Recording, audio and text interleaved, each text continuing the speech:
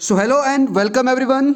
आई hope dear learners आप सभी एक अच्छे माइंडसेट के साथ आज के लेक्चर के लिए भी रेडी हुए होंगे, क्योंकि आज के लेक्चर के अंदर एक हम नए कॉन्टिनेंट के बारे में स्टडी करने वाले हैं। उस कॉन्टिनेंट के बारे में स्टडी करने वाले हैं जिस कॉन्टिनेंट की ऐसी कंट्रीज़ भी हैं जिन्होंने हमारे ऊपर लगभग 300 साल तक राज करा था। जी हाँ, आज हम यूरोप के बारे में पढ़ने जा रहे हैं और यूरोप के फिजिकल मैप को आज हम अच्छे तरीके से एक बार डीपली वे से स्टडी करेंगे, ताकि आपको इंपॉर्टेंट जो प्लेसेस है इसके अंदर, जो आपको जैसे इंपॉर्टेंट सी की बात करें, जैसे आप इंपॉर्टेंट माउंटेन्स की बात करें, स्ट्रेट्स की बात करें, कंट्रीज़ की बात करें, और जो आज का सबसे बड़ा जो आपको यहाँ पे एक वॉर देखने को मिल रही है जो यहाँ पे रशिया और यूक्रेन के बीच में है, तो इसी कॉन्टिनेंट के अंदर यूक्रेन लाई करता है, उसकी भी बात करेंगे। यूक्रेन को हम एट लास्ट इसको एक अलग से पर्सनल लेक्चर के अंदर हर एक वो फैक्ट बात करेंगे उसके ऊपर, जो आपको एग्जामिनेशन पॉइंट ऑफ व्यू से काफ़ी इंपॉर्टेंट आपको जानना है, उसकी हम अलग से भी बात करेंगे। लेकिन आज यहाँ पे ओवरऑल मैं आपको सिर्फ यहाँ पे यूरोप के मैप के बारे में बताऊँगा। हम यहाँ से नॉर्थ से लेके वेस्ट, ईस्ट और साउथ साइड चारों तरफ बात करेंगे। कौन सा सी कहाँ पे है, कौन सा आइलैंड कहाँ पे है, कौन सी कंट्री कहाँ पे लाई करती है। अगर आपने प्रीवियस ईयर के पेपर उठाए हैं तो अगर आपको 2020 की बात करी जाए तो 2020 के अंदर भी यहाँ पे यूरोप कॉन्टिनेंट से एक क्वेश्चन यूपीएससी के जो प्री था उसके अंदर, यानी जो प्रिलिमिनरी एग्जाम था उसके अंदर पूछा गया। इसका मतलब कहीं ना कहीं वर्ल्ड ज्योग्राफी एक अच्छी इनिवेटेज रखती है, और खासकर उस टाइम में जब यहाँ पे कोई कंट्री, जैसे अभी यूक्रेन का आप देख लें इशू चल रहा है, रशिया और यूक्रेन के बीच में इशू चल रहा है। अब उसी के साथ यहाँ पे आपको यूक्रेन के नीचे यहाँ पे एजोव सी देखने को मिलता है, स्ट्रेट ऑफ कर्च आपको देखने को मिलता है, या फिर यूक्रेन के ईस्टर्न, नॉर्दर्न, वेस्टर्न साइड में कौन कौन सी कंट्री आती हैं, या जो हमारा एशिया कॉन्टिनेंट जब यहाँ पे यूरोप के साथ और यहाँ पे रशिया के साथ जब वहाँ पे मिलता है वो कौन सी जगह है, कौन सा माउंटेन वहाँ पे फॉर्म होता है या कौन सा माउंटेन है, उन सभी की यहाँ पे बात करेंगे। यहाँ पे एक रिवर है जिस रिवर का नाम यहाँ पे आपको वोल्गो रिवर देखने को मिल रहा है। देखो ये वोल्गो रिवर पूछा गया था 2020 के, अगर आप देख सकते हैं, यानी 20 या 23 क्वेश्चन जो सीरियल नंबर है क्वेश्चन का, उसके अंदर ये पूछा गया था कि ये जो वोल्गो रिवर है जो आपको दिख रहा है ये कैस्पियन सी के अंदर क्या करता है, आउटफॉल करता है। तो ये उसमें वो पूछा गया था मैच द फॉलोइंग, और वहाँ पे पूछा गया था। और एक रिवर मैंने आपको मैकडोंग रिवर करके पढ़ाया था, उस मैकडोंग की भी बात करी थी जो साउथ चाइना में जाके यहाँ पे क्या करता है, यानी साउथ चाइना में ड्रॉप आउट होता है, तो इसकी भी ये बात करी थी। और अगर बात करें, अगर कल के ही पेपर की बात करें, अगर आप एफए की बात करें, एफए की बात करें, फाइनेंस अकाउंट असिस्टेंट की बात करें, उसके अंदर भी काफ़ी आपको एशिया के अंदर से काफ़ी क्वेश्चन पूछे गए थे। इन एशिया की बात करें तो वहाँ से आपको 2-3 क्वेश्चन आपको यहाँ पे देखने को मिले थे। और अगर आप एक सीरियस कैंडिडेट हैं कि आप अच्छी तरीके से प्रिपरेशन कर रहे हैं, डेफिनेटली आपने उस पेपर के अंदर गो थ्रू करा होगा और वहाँ से आपको काफ़ी सारी चीज़ें देखने को मिलेंगी। देखो यहाँ पे आज हम यूरोप कॉन्टिनेंट के बारे में पढ़ रहे हैं। यूरोप एक ऐसा कॉन्टिनेंट है जहाँ पे आपको सबसे जो मॉडर्न सिविलाइजेशन देखने को मिलेगी, आपको वो यूरोप के अंदर देखने को मिलेगी। यूरोप के अंदर काफ़ी इंपॉर्टेंट कंट्रीज़ आपको देखने को मिलेगी, जो अभी आपको यूएन नेशन का एक यहाँ पे जिसके अंदर 28 कंट्रीज़ आती हैं, वो भी यहीं से फॉर्म होता है। और यहाँ पे काफ़ी ज़्यादा, अगर आप स्पेन की बात करें, या इस बार जो यहाँ पे अभी जो COP26 हुई थी, यानी कॉन्फ्रेंस ऑफ यानी पार्टीज़ जो अभी हुई थी, जो COP26 हुई थी, ये यहाँ पे कहाँ पे हुई थी, ये आपका ग्लासगो में हुई थी। तो उस ग्लासगो की भी बात करेंगे कि ग्लासगो जो कंट्री किस कंट्री के अंदर लाई करता है, इन सभी की हम यहाँ पे बात करेंगे। यानी यूके के अंदर ये आता है। डुबलिन की बात करेंगे कहाँ पे है, उसके बाद डेनमार्क की बात करेंगे, जर्मनी की बात करेंगे, पोलैंड की बात करेंगे, इटली की बात करेंगे, स्पेन की बात करेंगे। तो ऐसी कंट्रीज़ की यहाँ पे हम बात करने वाले हैं। एक बार छोटा सा ये मैप कर लेता हूँ ताकि आप इतने से एरिया को जान लें कि ये पूरा जो एरिया आपको दिख रहा है, जितने भी आइलैंड आपको यहाँ पे आप इनको देख पा रहे हैं, जितना भी एरिया यहाँ पे आपको देखने को मिल रहा है, हर एक को मैं जूम करके आपको पढ़ाऊंगा। लेकिन एक बार आप इतना से तो मीन्स अपने माइंड के अंदर ये इमेज आप एक बार फ्रेम कर दें, यानी बैठा दें कि ये जो इतना एरिया जो आपको दिखाया जा रहा है या जो आप देख रहे हैं, ये सभी का सभी यहाँ पे यूरोप कॉन्टिनेंट का ये एरिया है। अब यूरोप के अंदर आपको कंट्रीज़ काफ़ी देखने को मिलेंगी। कौन कौन सी कंट्री है, उन कंट्रीज़ की हम पार्टिकुलर वे से एक यानी सेपरेट तरीके से बात करेंगे। लेकिन यहाँ पे सबसे पहले आपको मैं मैप की ओर ले चलता हूँ, और मैप में आपको यहाँ पे इस तरीके से पढ़ाना चाहूँगा। क्यों पढ़ाना चाहूँगा इस तरीके से, ताकि आपको यहाँ पे ये जो मैप एटलस का जो आपको मैं दिखा रहा हूँ, यानी पिक्चर लेके खुद, इस पे आपको काफ़ी अच्छी चीज़ें समझ आ जाएगी। सबसे पहले अगर बात करें यहाँ पे हम एशिया की बात करें तो एशिया के साथ यहाँ पे ये फॉर्म तो करता है, लेकिन अगर बात करें ये कौन सी कंट्री आती है यहाँ पे एशिया के साथ, तो सबसे बड़ी बात है कि ये भी आपको जानना है। देखो यहाँ पे आपको एशिया के साथ मिलते हुए देखने को मिलेगा, लेकिन मैंने जब आपको एशिया के बारे में पढ़ाया था वहाँ पे मैंने आपको क्या बताया था, इस कैस्पियन सी के बारे में बताया था और कहा था मैंने आपको कि इसके साथ आपको तुर्कमेनिस्तान, काजाकिस्तान और उज्बेकिस्तान आपको देखने को मिलता है। यानी बात करें, ये आपका यहाँ पे मॉस्को का एरिया देखने को मिल रहा है आपको, ये आपका मॉस्को का एरिया आपको देखने को मिल रहा है। ये अगर नीचे बात करें तो ये सारा जो आपको दिख रहा है, यानी यहाँ पे इस कलर में, यानी यहाँ पे आपको दिख रहा है येलो कलर के अंदर, तो ये सभी का सभी यहाँ पे रशिया का हिस्सा है। उसके बाद बात करें, ये यहाँ पे अगर बात करें थोड़ा सा नीचे की अगर बात करेंगे, यानी जो कैस्पियन सी के साथ ये वाली जो आपको कंट्री देखने को मिल रही है, ये आपकी है काजाकिस्तान कंट्री। इसका मतलब काजाकिस्तान यहाँ पे रशिया के साथ क्या बनाता है, यानी यहाँ पे एक कॉन्फ्लुएंस बनाता है, यानी यहाँ पे ये मिलते हैं यहाँ से रशिया। और हालांकि जो रशिया है उसका 75% जो एरिया है वो एशिया कॉन्टिनेंट के साथ आता है और एशिया कॉन्टिनेंट के अंदर भी दिखाया जाता है। लेकिन अगर बात करें इसकी जो 75% अगर पॉपुलेशन की बात करें, जो रशिया की में ज़्यादा से भी ज़्यादा जो पॉपुलेशन है वो यूरोप के साथ, यानी यूरोप वाले रीजन के आसपास यहाँ पे ज़्यादा देखने को मिलेगी।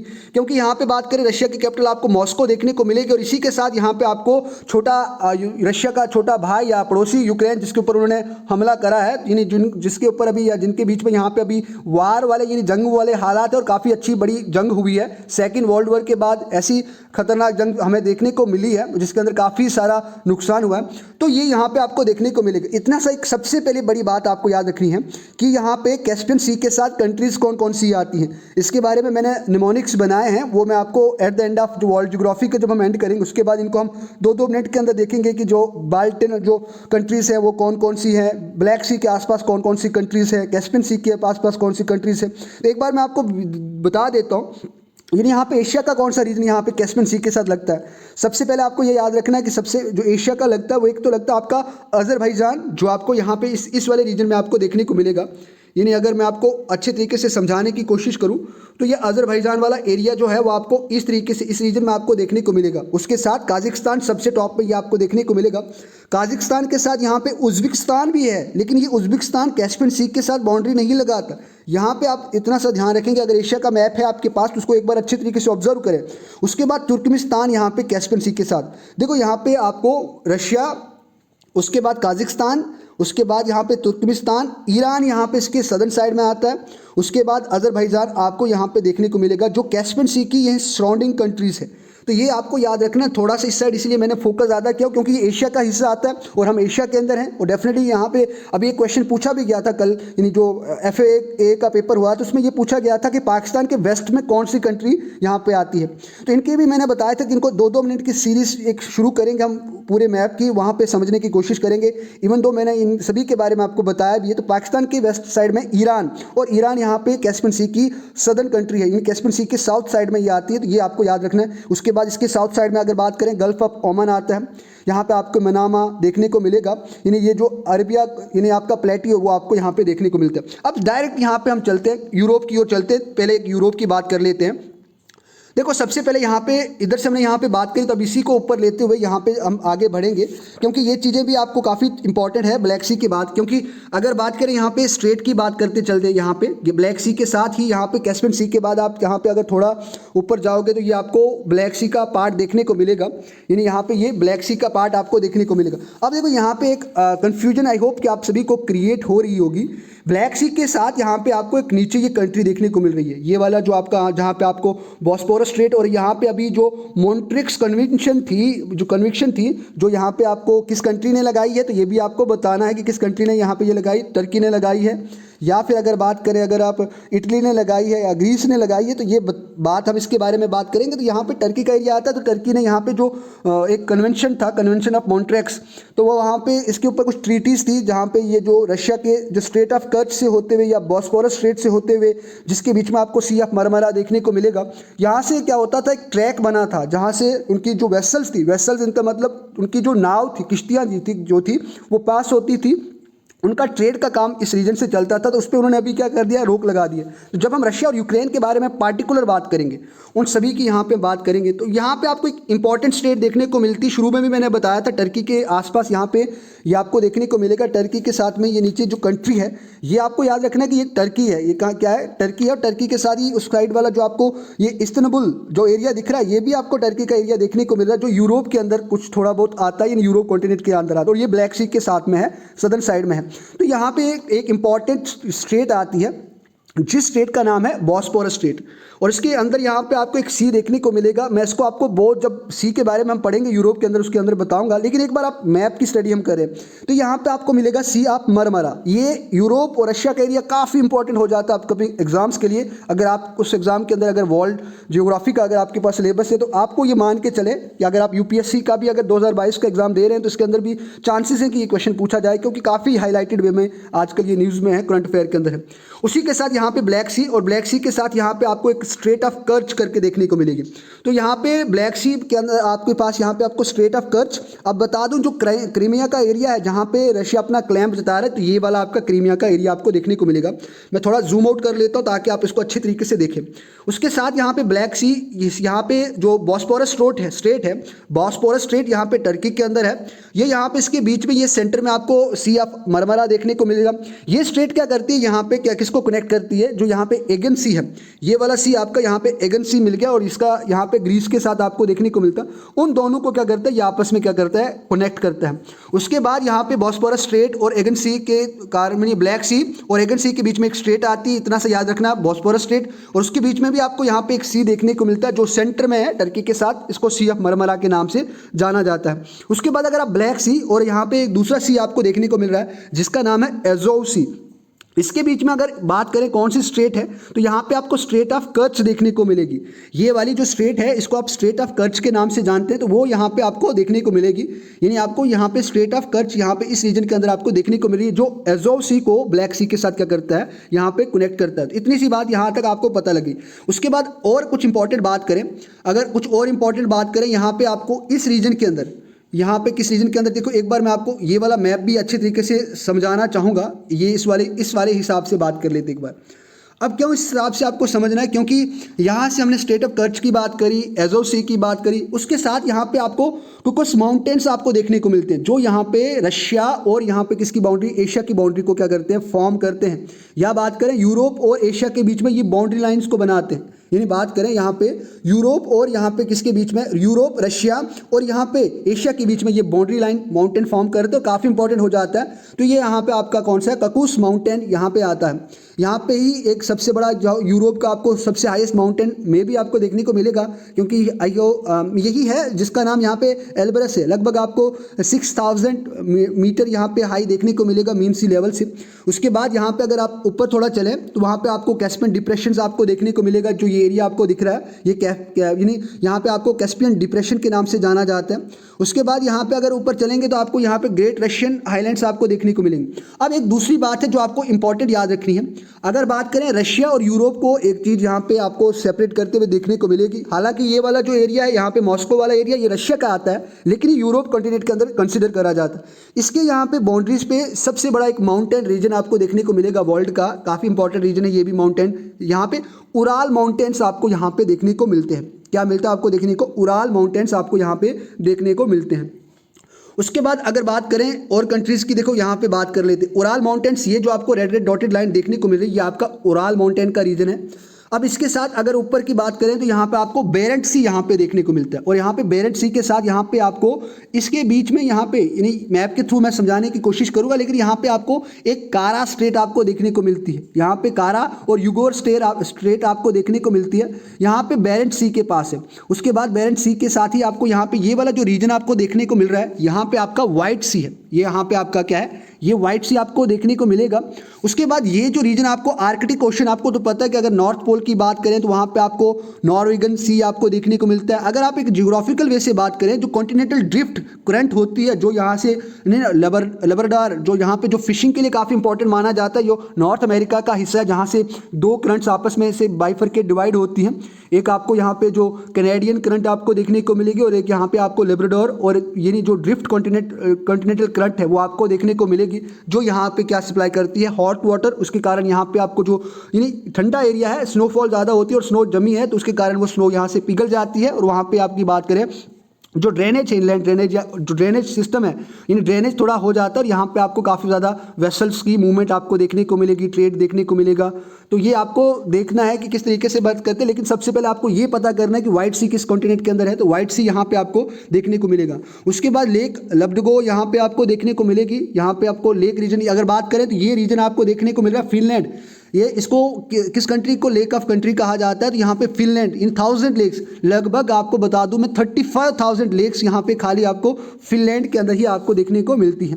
उसके बाद थोड़ा ऊपर चलें तो यहाँ पे ये वाला जो नॉर्दर्न एरिया है आपके पास अगर मैप है तो आप यहाँ पे केप नॉर्थ आप देख सकते हैं, इसको केप नॉर्थ जो आर्कटिक ओशन के साथ ही आता है। उसके बाद यहाँ पे इसी के साथ आपको लपलैंड आपको देखने को मिलते हैं। एक छोटी सी बात बता देता हूँ, एक बार मैंने देखा था किसी क्वेश्चन पे पेपर पे पूछा गया था, ये जो रीजन आपको दिख रहा है ना, ये वाला जो व्हाइट सी के साथ यहाँ पे ऊपर आपको दिख रहा है ये पेनिसुला, इसको कोला पेनिसुला के नाम से जानते हैं। और यहाँ पे आपका ये रीजन है, यहाँ पे आपके टुंड्रास यहाँ पे ज़्यादातर देखने को मिलते हैं, ये हम इसकी बात करेंगे। उसके बाद जब हम डीपली पढ़ेंगे इनके बारे में हम अच्छे से बात करने वाले हैं। और यहाँ पे आपको फेजोर्ड देखने को मिलता है। फेजोर्ड यहाँ पे क्या है, एक रिवर की तरीके से बनता है, उसकी बात मैं अभी आगे करने वाला हूँ। उसके बाद ये आपका वेस्ट फेजोर्ड एरिया जो आपको देखने को मिलता है, यहाँ पे आपका आ जाता है बेरेंट सी, ये व्हाइट सी, आर्कटिक ओशन। और यहाँ पे ये जो है ये आपका नॉर्वेगन सी आपको देखने को मिलेगा। नॉर्वेगन सी यहाँ से क्या है, प्राइम मेरिडियन पास होता है और यूके से पास होते हुए ये यहाँ पे जो अफ्रीका कॉन्टिनेंट है उसके अंदर भी कुछ कंट्रीज को क्रॉस करता है। इनकी भी आज हम बात करेंगे कौन कौन सी कंट्री को प्राइम मेरिडियन पास करता है। और हमने पिछले कॉन्टिनेंट के अंदर देखा था जो गल्फ ऑफ गिनिया है वहाँ पे जाके ये क्या करता है, इक्वेटर के साथ मिलता है। और यहाँ पे इसका centre point of the earth यहाँ पे आपको देखने को मिलेगा अगर आप फिजिकल बात करेंगे। उसके बाद यहाँ पे बात करें आपको नॉर्वेगन सी इस साइड आपको देखने को मिलेगा। ये आपको आइसलैंड का हिस्सा आपको देखने को मिलेगा। यहाँ पे आइसलैंड का हिस्सा आपको देखने को मिलेगा। आइसलैंड के बारे में मैं पर्सनली बात करना चाहूँगा 1-2 मिनट, लेकिन जब हम शुरू में बात करेंगे क्योंकि यहाँ पे कुछ बे हैं, जैसे आप बात करें फैक्सल फ्लो बे आपको यहाँ पे देखने को मिलेगा। उसके बाद यहाँ पे नीचे थोड़ा आप आओगे तो यहाँ पे आपको एक आइलैंड देखने को मिलेगा। इस आइलैंड का नाम है तोरशवन आइलैंड। ये यहाँ पे डेनमार्क का आइलैंड है, ये डेनमार्क कंट्री ये है, इसका यहाँ पे क्लेम है, ये डेनमार्क का है। उसके बाद दूसरा एक आइलैंड आपको देखने को मिलता है शीटलैंड आइलैंड, यहाँ पे आप देख सकते हैं शीटलैंड आइलैंड यहाँ पे आप देख सकते हैं। ये वाला रीजन भी काफ़ी करंट अफेयर के अंदर था क्योंकि जो ग्लासगो की जो कॉन्फ्रेंस हुई थी वहाँ यही इस रीजन के अंदर आपको देखने को मिले। ये वाला पूरा रीजन जो था इंपॉर्टेंट करंट अफेयर से, इसलिए आप ध्यान रखें। तो यहाँ पे शीटलैंड आइलैंड जो है ये यूनाइटेड किंगडम का है, ये यूके आपका रहा, इंग्लैंड जिसको आप कहते हैं। यहाँ पे आपको कैम्ब्रियन देखने को मिलेगा, इरिश सी इसके बीच में आपको देखने को मिलता है। ये जो आपको सी देखने को मिल रहा है यहाँ पे आपको इरिश सी आपको देखने को मिलेगा। ये नॉर्थ चैनल आपको देखने को मिलेगा। अगर आपके पास मैप है तो एक बार अच्छे से देख लें क्योंकि यहाँ पे आपको देखने को मिले। चलो मैं आपको ही खुद ही दिखा देता हूँ ताकि आपको इन चीज़ों का ज़्यादा यहाँ पे आपको कन्फ्यूजन ना देखने को मिले। देखो यहाँ पे हमने बात करी यहाँ तक, यहाँ पे आपको नॉर्थ चैनल आपको देखने को मिलेगा। ये आपका रीजन जो यहाँ पे डेनमार्क के साथ है, डेनमार्क के साथ यहाँ पे कोपेनहेगन यहाँ पे भी कॉन्फ्रेंस ऑफ हुई थी। कौन सी हुई थी तो ये आप मुझे बताएंगे। ये जैसे कॉन्फ्रेंस ऑफ पार्टीज 26 हुई थी तो यहाँ पे कोपेनहेगन में भी हुई थी। उसके बाद डेनमार्क का ही ये रीजन आपको देखने को मिलेगा। इसके बीच में आपको ये बाल्टिक सी, आपने देखा होगा कि कभी बार क्वेश्चन पूछा जाता कि बाल्टिक कंट्री कौन कौन सी हैं, तो ये आपको यहाँ पे बाल्टिक सी के साथ, यहाँ अगर बाल्टिक कंट्री की बात करें तो ये यहाँ पे आपको कौन कौन सी कंट्री, जैसे आपको लिथुनिया आपको देखने को मिलेगी, पोलैंड आपको देखने को मिलेगा। ये वाला रीजन आपका पोलैंड का आ जाता है, लिथुनिया का आ जाता है। उसके बाद लटीवा यहाँ पे आपको देखने को मिलेगी, इस्टोनिया ये रीजन यहाँ पे आपको देखने को मिलेगा, फिनलैंड। और उसके बाद यहाँ पे अगर बात करें स्वीडन, स्वीडन के पास यहाँ पे काफ़ी इंपॉर्टेंट प्लेस है जहाँ पे इन्वायरमेंट की कॉन्फ्रेंस ज़्यादा करी जाती है, वह है स्टॉकहोम कॉन्फ्रेंस भी करी गई थी। तो ये भी यहाँ पे ये एरिया यहाँ पे। उसके बाद यहाँ पे ऊपर आप चलोगे तो गल्फ ऑफ बोथनिया के नाम से ये गल्फ काफ़ी मशहूर है, इसकी भी बात अलग से करेंगे, ये आपको देखने को मिलेगा। उसके बाद यहाँ पे एक आपको रीजन देखने को मिलता है, एक प्लेट्यू आपको देखने को मिलता है और माउंटेन भी यही है। ये यहाँ पे इसको अगर आप बात करें इसको नॉर्थर्न प्लेट्यू भी कहा जाता है, नॉर्थ वेस्टर्न प्लेट्यू भी कहा जाता है। इसका स्कैंडिवन यहाँ पे आपको ये माउंटेन्स यानी ये प्लेट्यू आपको देखने को मिलेगा, जिसके अंदर आपकी कंट्रीज दो आती हैं, मेन कंट्रीज। एक तो आपकी ये साइड वाली नॉर्वे आपको देखने को मिलेगी और ये आपको कंट्री यहाँ पे जिसके अंदर हम स्टॉकहोम की बात कर रहे थे, स्टॉकहोम की बात कर रहे थे, ये आपका स्वीडन का एरिया आ गया। स्वीडन के साथ यहाँ पे आपको फिनलैंड देखने को मिलेगा, तो ये आपका गल्फ ऑफ फिनलैंड आपको देखने को मिलता है। तो ये आपको यहाँ पे गल्फ ऑफ फिनलैंड आपको यहाँ पे देखने को मिलता है। थोड़ा सा अगर आप नीचे चलें तो यहाँ पे बात करें तो यहाँ पे जो इंग्लिश चैनल है ये वाला आपको इंग्लिश चैनल आपको देखने को मिलेगा। इसके साथ ये कंट्री आपको यहाँ पे नीदरलैंड आपको देखने को मिलेगी, एम्स्टर्डम आप देख रहे हैं यहाँ पे। उसके बाद ये जो कंट्री है बर्लिन वाली कंट्री, ये जर्मनी का हिस्सा है आपको पता है, और ऊपर वाला ये डेनमार्क का है। ये आपको पोलैंड आपको देखने को मिलेगा और कीव यहाँ पे आपको देख रहा है, तो आपको पता है कि ये यहाँ पे यूक्रेन वाला हिस्सा है जिसके अंदर आप काफ़ी बमबारी काफ़ी युद्ध वाली हालात हैं, तो ये यहाँ पे आपको रीजन देखने को मिलेगा। यूक्रेन और रशिया का जो कन्फ्लिक्ट चल रहा है, जो वार चल रही है, इसके ऊपर मैं आपके पर्सनल लेक्चर लेना चाहूँगा क्योंकि काफ़ी चीज़ें हैं इसके अंदर आपको बताने की, क्यों ये मशहूर है, किस लिए, कौन सी सॉइल यहाँ पे है, हर एक चीज़ की हम यहाँ पे बात करेंगे, क्यों रशिया इसके ऊपर क्लेम कर रहा है, क्यों रशिया ने अटैक करा है, इन सभी की यहाँ पे हम बात करेंगे। उसके बाद थोड़ा सा अगर नीचे चलें तो यहाँ पे आपको मैं और कुछ चीज़ें बताते हुए चलूँ, ये आपको आयरलैंड वाला रीजन आपको देखने को मिलेगा। काफ़ी कन्फ्यूजन हो जाती है, हमें ये पता नहीं चलता। यानी आपका जो ग्लासगो वाली जो कॉन्फ्रेंस हुई थी, ये रीजन आपको यहाँ पे आपको ग्लासगो आपको देखने को मिलेगा। यहाँ पे आपका इरिस सी आपको देखने को मिलेगा। उसके बाद यहाँ पे इंपॉर्टेंट बे है, गलवे बे यहाँ पे आपको देखने को मिलेगा। ये वाला जो बे है इसका नाम है गलवे बे। यहाँ पे आपको रिपब्लिक ऑफ आयरलैंड जो है वहाँ पे आपको देखने को मिलेगा। उसके बाद ये सेंट जॉर्ज चैनल आपको देखने को मिलेगा। उसके बाद यहाँ से अगर आप थोड़ा सा नीचे चलेंगे तो ये वाला रीजन आपको लंदन का रीजन आपको देखने को मिलेगा। तो यहाँ पे लंदन है, यहाँ से अंग्रेज होते हुए हमारे इंडिया के अंदर आए थे, हुकूमत करके चला गए किस सी के अंदर, यानी यहाँ पे अटलांटिक ओशन के अंदर। ये जो आपको आइलैंड के शेप में ये कंट्रीज़ आपको देखने को मिलती है। लेकिन बात करें, ये काफ़ी मीन्स डिवेल्प्ड कंट्री हैं। यहाँ पे आपको काफ़ी डिवेल्प्ड कंट्री आपको देखने को मिलेगी।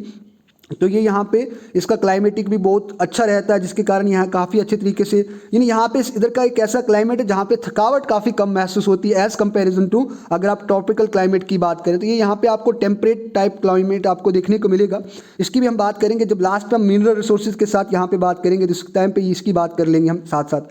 उसके बाद इंग्लिश चैनल यहाँ पे आपने देखा, ये बे ऑफ बिस्के, ये भी काफ़ी इंपॉर्टेंट पूछा जाता है। बे ऑफ बिस्के किस ओशन के अंदर है? तो अटलांटिक ओशन के अंदर है। तो यहाँ पे फ्रांस इसके साथ लगता है, फ्रांस। और उसके बाद यहाँ पे आपको स्पेन आपको देखने को मिलेगा।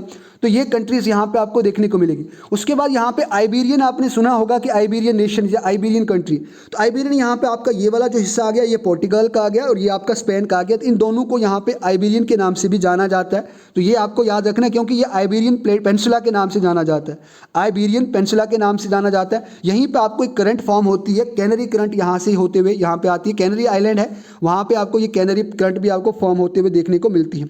उसके बाद यहाँ पे अगर आप साउथ साइड आ जाए, क्योंकि साउथ साइड काफ़ी इंपॉर्टेंट हो जाता है जाना, यहाँ पे स्ट्रेट ऑफ गिब्राल्टर की बात करें तो जब मैंने अफ्रीका के बारे में बताया था तभी मैंने आपको बताया था कुछ यहाँ पे आइलैंड्स से, कैनरी आइलैंड्स, वो किसका क्लेम है? यूके का है, वो भी मैंने आपको बताया था। यानी स्पेन का है, पोर्टुगल का है, वो भी मैंने सभी आपको बताया।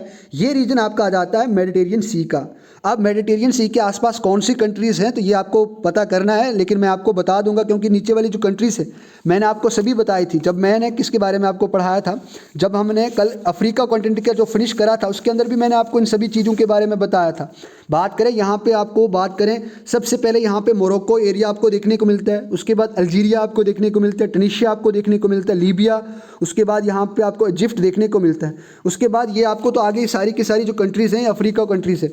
उसके बाद यहाँ पे आपको क्या देखने को मिलता है, यहाँ पे आपको किर्गिस्तान, जो मैंने बात करी अभी, यानी यहाँ पे शुरू में मैंने बताया था काज़ाकिस्तान वाला जो एरिया है वो तो वहाँ पे आपको कैस्पियन सी के साथ देखने को मिलता है। लेकिन यहाँ पे आपको टर्की देखने को मिलता है। ये वाला जो रीजन है आपको यहाँ पे टर्की रीजन आपको देखने को मिलता है। टर्की के साथ यहाँ पे नीचे आपको सीरिया का रीजन भी आपको देखने को मिलता है। उसके बाद यहाँ पे आपको लेबनान देखने को मिलेगा। उसके बाद जेरूसलम आपको देखने को मिलेगा। उसके बाद यहाँ पे आपको जॉर्डन जो है, जॉर्डन इसके साथ नहीं लगता है, तो ये बात आप याद रखें। लेबनान, पैलेस्तीन जो है, यहाँ पे सीरिया का जो एरिया है वो आपको देखने को मिलेगा। सिप्रस कंट्री भी एक छोटी सी है, यहाँ पे आपको उसके बारे में बात करेंगे जब हम इसके सराउंडिंग कंट्रीज़ कौन कौन सी उनकी बात करेंगे तभी हम बात करेंगे। तो ये एशिया का हिस्सा आ जाता है। उसके बाद बात करें यहाँ पे कुछ स्टेट है, जैसे ये आपको स्पेन कंट्री का आपको देखने को मिलेगा। ये आपकी स्पेन कंट्री है, इसके अंदर यहाँ पे आपको एंड्रोला आपको देखने को मिलेगा यहाँ पे। उसके बाद गल्फ ऑफ लॉइन एक आती है, काफ़ी इंपॉर्टेंट हो जाता है, ये आपको गल्फ ऑफ लॉइन्स आपको देखने को मिलेगी। गल्फ ऑफ लॉइन्स की बात करें तो ये यहाँ पे फ्रांस की आपको नीचे सदर्न साइड में आपको देखने को मिलेगा। उसी के साथ यहाँ पे अगर थोड़ा सा इस गल्फ ऑफ लॉइन्स के इधर जाएंगे तो आपको लिगुरियन सी आपको देखने को मिलेगा। लिगुरियन सी आपको यहाँ पे देखने को मिलेगा। यहाँ पे मोनाको भी है, गल्फ ऑफ मिनोको या गल्फ ऑफ जिनोवा जिसको कहते हैं, वो आपको यहाँ पे देखने को मिलेगा। उसके बाद ये बात करें, ये जो ऊपर वाला आपको आइलैंड देखने को मिल रहा है, यहाँ पे माउंटेन है, माउंट सिंटो के नाम से इसको जाना जाता है। ये यहाँ पे फ्रांस का पार्ट है, ये पहला जो है ये फ्रांस का पार्ट है। नीचे जो आपको ये दिख रहा है ये इटली का है, और इटली आपके पास ये आ गया, ये आपको इटली आई। यहाँ पे आपको वेटिकन सिटी आपको देखने को मिलता है, यहाँ पे आपको रोम देखने को मिलेगा। उसके बाद बात करें, यहाँ पे एक आपको सी देखने को मिलता है जिसका नाम यहाँ पे तहरीनियन सी आपको देखने को मिलेगा, ये मेडिटेरियन सी आ गया। उसके बाद ये जो रीजन आपको देखने को मिल रहा है कंट्री का, यहाँ पे आपको सिसिली यानी आपको कंट्री आपको देखने को मिलेगी, ये भी इटली का ही एक हिस्सा, इटली का पार्ट, एक इटली का आइलैंड आपको देखने को मिलता है।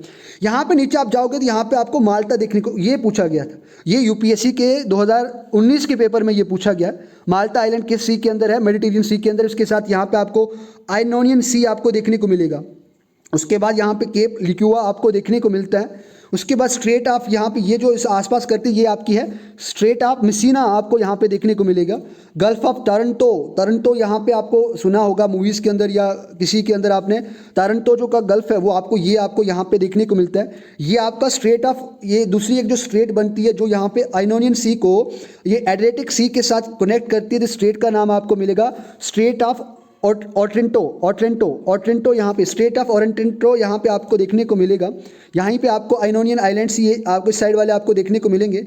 उसके बाद एथेंस जो माउंटेन है वो आपको यहाँ पे देखने को मिलेगा, और ये ग्रीस का पार्ट आपको देखने को मिलेगा, यानी क्रीट ये भी ग्रीस का पार्ट आपको देखने को मिलेगा। यहाँ पे एगिन सी की जो हमने पहले बात करी थी वो आपको देखने को मिलेगा। उसके बाद थोड़ा सा अगर आप बात करें यहाँ पे आपको छोटी मोटी कंट्रीज़ लगभग अगर बात करें मेडिटेरियन सी के साथ लगभग आपको 21 कंट्रीज़ आपको देखने को मिलेगी, क्योंकि ये वाला जो पार्ट है ना कम से कम 9 कंट्रीज़ तो इसी के अंदर आ जाती है। आपको मोंटेग्रो, यहाँ पे अल्बानिया, यहाँ पे टायरनिया, ग्रीस, काफ़ी छोटी छोटी कंट्रीज़ इनकी बात करेंगे। यहाँ पे हम एड्रियाटिक सी यहाँ पे आपको पता है एक बार छोटा मोटा बात चला गया। अब देखो यहाँ पे अगर सेंट्रल कंट्रीज़ की बात करें, यूरोप की सेंटर कंट्रीज़ की बात करें तो कौन सी कंट्री यहाँ पे आपको सेंटर में देखने को मिलेगी? देखो यूक्रेन, रशिया का ये आ गया, ये यहाँ पे आपको यूक्रेन आपको देखने को मिलता है। यहाँ पे यूक्रेन की अगर बात करें तो यूक्रेन के बीच में यहाँ पे इसका कीव, यहाँ पे इसके नॉर्दर्न साइड में आपको बेलारूस आपको देखने को मिलेगा, लिथुनिया देखने को मिलेगा, और यहाँ पे रशिया का ही पार्ट है। उसके बाद इसके अगर आप नॉर्थ वेस्ट की बात करें तो वहाँ पे आपको पोलैंड, उसके बाद इसके अगर वेस्ट की बात करें तो सोल्विका आपको देखने को मिलेगी, पैराग्वे आपको देखने को मिलेगी, पोलैंड के साथ आपको जर्मनी देखने को मिलता है। उसके बाद ये फ्रांस, स्विट्ज़रलैंड आपका यहाँ पे आ जाता है। उसके बाद यहाँ पे ऑस्ट्रिया आपको देखने को मिलेगा। उसके बाद ये इटली मैंने बताया आप सभी को। उसके बाद क्रोएशिया, उसके बाद स्लोवेनिया आपको, हंगरी आपको देखने को मिलेगा, रोमानिया आपको देखने को मिलेगा। उसके बाद यहाँ पे बल्गेरिया आपको देखने को मिलेगा, सर्बिया आपको देखने, बेलग्रेड जिसको कहते हैं आप। उसके बाद ये नॉर्थ मैकेडोनिया आपको देखने को मिलेगा, कोसोवो आपको देखने को मिलेगा। तो छोटी मोटी कंट्रीज़ इनकी बात हम करेंगे। तो एक बार आपने इस मैप को अच्छे तरीके से समझने की कोशिश करी है। आई होप आपके लिए ये काफ़ी इंपॉर्टेंट रहा होगा। अब देखो यहाँ पे कुछ इंपॉर्टेंट पॉइंट्स बात करते चलते आज के लेक्चर के भी, क्योंकि यहाँ पे कुछ चीज़ें हमें सीखनी है, और वो सीखने इसीलिए है ताकि आपको अच्छे तरीके से याद हो जाए। देखो यहाँ पे बाल्टिक सी भी आपको देखने को मिलता है, ये सभी हमने यहाँ पे बात करी। एक बार इसकी स्क्रीनशॉट अपने पास पर्सनली आप रख सकते हैं। ये जो वोल्गो रिवर है, यूपीएससी 2020 के अंदर ये क्वेश्चन पूछा गया है, ये किस सी में फ्लो करता है? तो ये यहाँ से आके कैस्पियन सी के अंदर ये फ्लो करता है, और कैस्पियन सी वर्ल्ड की लार्जेस्ट फ्रेश वाटर लेक भी मानी जाती है। ये भी आपको याद करना है। इन सभी के बारे में मैं आपको अच्छे तरीके से पढ़ाऊंगा, लेकिन थोड़ा सा पेशेंस की ज़रूरत है, क्योंकि आज हमने यहाँ पे सिर्फ देखा, और यहीं से देखने से आपने यूरोप को आधे से 60% कवर कर दिया। अब कुछ इंपॉर्टेंट बातें इसकी बात कर लेते हैं। यूरोप की बात करें, ये सेकंड स्मॉलेस्ट कॉन्टिनेंट आपको देखने को मिलेगा। पहला स्मॉलेस्ट कॉन्टिनेंट सबसे है जो छोटा है वो ऑस्ट्रेलिया आपको देखने को मिलेगा। इसको यहाँ पे एक नाम के साथ जाना जाता है, और पेंसुला पेंसुलास के नाम से भी इसको जाना जाता है हमेशा अगर इसको डिस्क्राइब अगर करें, क्योंकि यहाँ पे आपको काफ़ी पेंसुलास देखने को मिलते हैं। मैंने अभी आपको बात करी, यहाँ पे बात करें ऊपर अगर बात करें यहाँ पे अपने पोर्टुगाल स्पेन की बात करें, जिसको आइबेरियन पेंसुला के नाम से जाना जाता है। फिर यहाँ पे हमने किसकी बात करी थी? पेनीस रेंज की बात करी थी, जहाँ पे आपने यूके वगैरह की बात करी थी। उसके बाद यहाँ पे स्कैंडिनेवियन प्लेटियस की बात करी थी, जिसके अंदर यही आपको पेंसुला देखी। फिर कोला पेंसुला की बात करी, तो काफ़ी पेंसुलाज आपको यहाँ पे इसके अंदर आपको देखने को मिलते हैं। उसके बाद बात करें इसके चारों, पेंसुला का मतलब क्या होता है? एक ऐसा ज़मीन का टुकड़ा जिसके चारों साइड से आपको क्या मिले? वाटर आपको देखने को मिले। तो यानी आपको ये देखने को मिले, जनरली आपको 3 साइड से ही पानी देखने को मिलता है, जिसको आप पेंसुला कहते हैं। यानी कहीं ना कहीं छोटी सी ज़मीन होती है, लगभग आप एक बार ये मान सकते हो कि एक साइड इसका लैंड के साथ टच होना चाहिए, तीनों साइड से इसके पानी होना चाहिए, बे भी बनाता है ये। या फिर अगर चारों साइड हो तो वो एक आपको पेंसुला रीजन का यहाँ पे बनाने को देखने को मिलता है, ऐसा बनता है। बात करें कि रफली बात करें तो लगभग जो इंडिया का जो साइज़ है उससे ये जो पूरा यूरोप का कॉन्टिनेंट है 3 गुना बड़ा है, और ये लेकिन चाइना जो कंट्री है उससे पूरा छोटा है। तो इसको एक दूसरे नाम से जाना जाता है यूरोप को। इसको यहाँ पे एक सेमिटिक वर्ड है जिसको नाम इर्ब, इर्ब का मतलब होता है वेस्ट। बात याद रखें, इर्ब, इर्ब का मतलब क्या होता है? वेस्ट। और यहाँ पे इसको लैंड ऑफ द वेस्ट के नाम से भी जाना जाता है। इसको यानी यहाँ पे यूरोप को लैंड ऑफ द वेस्ट के नाम से, इस इर्ब नाम है इसका, सीमेटिक वर्ड है। लैंड ऑफ वेस्ट किस कॉन्टिनेंट को जाना जाता है? तो यूरोप को जाना जाता है। ये बात आपको याद रखनी है। लोकेशन की बात करें तो कहाँ पे लोकेशन है? अगर आप ग्लोब पे, वर्ल्ड मैप पे देख सकते हैं तो ये टेम्परेट जोन के अंदर आता है, क्योंकि यहाँ पे आपकी ट्रॉपिक ऑफ कैंसर आता है, उसके बीच में आप ऊपर चलेंगे अगर 60 डिग्री तक, तो वहाँ से उसके बीच में आपको टेम्परेट जोन आपको देखने को मिलती है। तो यहाँ पे आपको ये टेम्परेट जोन के अंदर ये कंटिनेंट लाई करता है, आपको देखने को मिलेगा कुछ यहाँ पे टेम्परेट जोन के अंदर आता है। और 35 डिग्री नॉर्थ से लेके यहाँ पे 80 डिग्री नॉर्थ के बीच में यहाँ पे आपको देखने को मिलता है, क्योंकि इसके अंदर आपको आर्कटिक सर्कल भी आपको देखने को मिलता है। ये भी हमने बात करी थी, जो यानी फ्रीज जोन वाला एरिया है वो आपको देखने को मिलेगा। और लॉन्गिट्यूडली बात करें, लॉन्गिट्यूडली बात क्या करें? अगर बात करें लॉन्गिट्यूड ऐसे आप बात करें तो यहाँ पे 10 डिग्री वेस्ट, अगर बात करें तो 10 डिग्री वेस्ट से आपका, जहाँ पे आपकी रिपब्लिक ऑफ, यहाँ पे आयरलैंड पास होते हुए, लिस्बन से पास होते हुए, पोर्टुगल से ये है, उससे लेके यहाँ पे 60 डिग्री ईस्ट तक ये फैला हुआ है। इस तरीके से ये आपका 10 डिग्री वेस्ट आया और ये यहाँ पे 60 डिग्री आपका यहाँ पे क्या आया, ये ईस्ट आया। तो यहाँ तक आपको ये रीजन आपको फैला हुआ देखने को मिलता है। उसके बाद यहाँ पे मैंने बात करी थी प्राइम मेरिडियन की बात करी थी। एक बार मैं आपको मैप की ओर ले चलूँ तो ये यहाँ पे आपका प्राइम मेरिडियन ये होते हुए आता है, यानी यहाँ पे अगर और मैं थोड़ा सा इसको छोटा कर दूँ तो ये होते हुए आपका प्राइम मेरिडियन आता है। और प्राइम मेरिडियन कहाँ कहाँ से पास होता है तो मैं आपको एक बार बता देता हूँ। बात करें, ये लंदन से होते हुए आता है prime meridian pass through the UK, United kingdom, France से होते हुए स्पेन, जो यूरोप की कंट्रीज़ हैं। बात करें अल्जीरिया, माली, ब्यूरकिनिया फैसो, टोंगो और गाना, ये अफ्रीका कॉन्टिनेंट की कंट्रीज़ हैं। तो ये आपको याद रखना है कि इन कंट्रीज से होते हुए यहाँ पे प्राइम मेरिडियन पास होता है। और आपको पता है कि जो अटलांटिक ओशन है वहाँ पे आपको गल्फ ऑफ गिनिया देखने को मिलता है, जहाँ पे ये क्या मिलते हैं, आपस में इक्वेटर और प्राइम मेरिडियन मिलते हैं। बात करें इसके नॉर्थ की बात करें तो आर्कटिक सर्कल मैंने अभी बताया, यहाँ पे आपको वार्म गल्फ स्ट्रीम देखने को मिलती है, जो यहाँ पे पोर्ट्स जो है, जो बंदरगाहें हैं, उनको क्या करता है, आइस फ्री रखता है, तभी यहाँ पे ट्रेडिंग आपको अच्छा देखने को मिलता है। क्योंकि उसी ये इधर से होते हुए इंग्लैंड वाले सी के थ्रू यहाँ पे हमारी इंडिया के अंदर पहुँचे थे। तो सोचो कितने चालाक लोग थे वो और कितने चालाक अभी भी होंगे। तो ये बात आपको याद रखनी है। और ये जो आपको कॉन्टिनेंटल शिफ्ट है जो इसके वेस्टर्न साइड आपको देखने को मिलेगी, यानी वे ये वाली जो आपको रीजन आपको देखने को मिलता है, तो फिशिंग के लिए काफ़ी इंपॉर्टेंट माना जाता है, फिशिंग के लिए काफ़ी इंपॉर्टेंट माना जाता है। और it has the longest coastline, आपको इसकी अगर साइज़ के हिसाब से बात करें तो काफ़ी इसकी आपको देखने को मिलेगी। तो ये कंट्रीज़ हैं, इनके बारे में मैंने कुछ बता भी दिया, एक बार आप स्क्रीनशॉट ले सकते हैं। यहाँ पे आपको देखने को मिलेगा कि ये कंट्रीज़ आपको यहाँ पे देखने को मिलेगा, अल्फ़ाबेटिक वाइज दी है। तो कितनी कंट्रीज़ हैं तो आप एक बार मुझे बता देंगे कि कितनी कंट्रीज़ हैं। यहाँ पे अल्बानिया, एंडोरो, अर्मीनिया, ऑस्ट्रिया, अज़रबैजान, यहाँ पे बात करें बेलारूस की बात करें, बेल्जियम की बात करें, बोस्निया, तो ये सभी एक बार स्क्रीनशॉट लेके आप इनको अच्छे से काउंट कर सकते हैं। बाउंड्रीज़ की बात करें तो यहीं पे आज का हम ख़त्म करेंगे और कल के लेक्चर में इसके आगे बात करेंगे, क्योंकि ये हमने पढ़ दिया तो इसके लिए कुछ बाउंड्रीज़ की बात कर लेते हैं। बात करें अगर इसके ईस्ट साइड पे बात करें तो यहाँ पे मैंने आपको उराल माउंटेन बताया था, याद हो आपको, तो ये आपका ये वाला आपको उराल माउंटेन का रीजन आपको देखने को मिलता है। उसके बाद यहाँ पे अगर बात करें कैस्पियन सी भी बात करी और कक्कूस की भी बात, मैंने माउंटेन की बात करी थी, जहाँ पे यूरोप का सबसे बड़ा माउंटेन आपको देखने को मिलेगा और ब्लैक सी की भी आपको पता है। उसके बाद साउथ साइड में बात करें तो मेडिटेरियन के बारे में हमने अच्छे से पढ़ा, एगन सी भी पढ़ा कहाँ पे लोकेट करता है, एड्रियाटिक सी के बारे में भी देखा और उसकी 2 ब्रांचेस के बारे में भी देखा। अगर इसके वेस्ट में बात करें तो स्ट्रेट ऑफ गिब्राल्टर की बात करी थी, अफ्रीका कॉन्टिनेंट के अंदर भी आज भी हमने बात करी, जो यूरोप और अफ्रीका को कॉन्टिनेंट को अलग करता है। यहाँ पे मेडिटेरियन और अटलांटिक ओशन को कनेक्ट करता है, ये भी बात करी। बे ऑफ बिस्के कहाँ पे है, इंग्लिश चैनल कहाँ पे है, नॉर्थ सी कहाँ पे है, और ये सभी हमने यहाँ पे बात करी। बाल्टिक सी की बात करी, वहाँ पे आपको गल्फ ऑफ बुथीनिया भी मैंने आपको बताया, भूतनिया भी इसको कहते हैं, गल्फ ऑफ भूतनिया भी इसको कहते हैं, बुथीनिया या भूतनिया इसको कहा जाता है, और गल्फ ऑफ फिनलैंड भी, ये भी मैंने आपको बताया। यहाँ पे आपको आर्कटिक ओशन की भी बात करी, यहाँ पे आपको व्हाइट सी कहाँ पे लोकेट है, उसका बे कैसा है, वो भी मैंने बात करी थी।